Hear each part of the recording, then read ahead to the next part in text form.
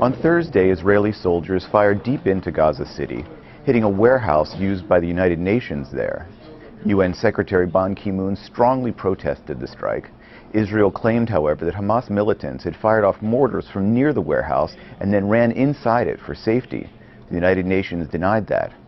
Also on Thursday, a top Hamas leader was killed.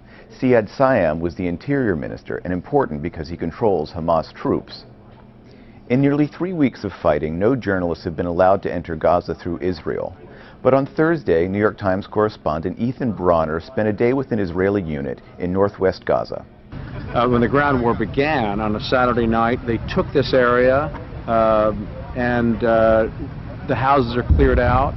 A lot of it is agricultural land where they found rocket launchers. In the houses they found tunnels and booby traps and mannequins, all aimed at drawing Israeli soldiers in, and apparently ideally to try to sort of grab them in order to kidnap them and move them down into the tunnels.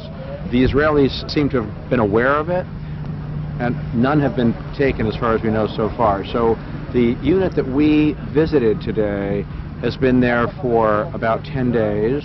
There's been a fair amount of activity around it. There's been some injuries in the last couple of days on some of the hills and the bluffs that they were in.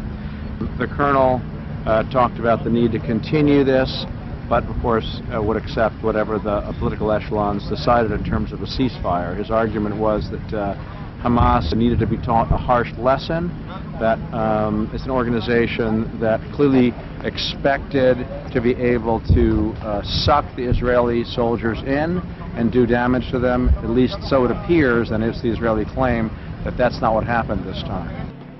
Despite the continued shelling in Gaza, Israel's reviewing the terms of a ceasefire discussed with Hamas leaders in Egypt.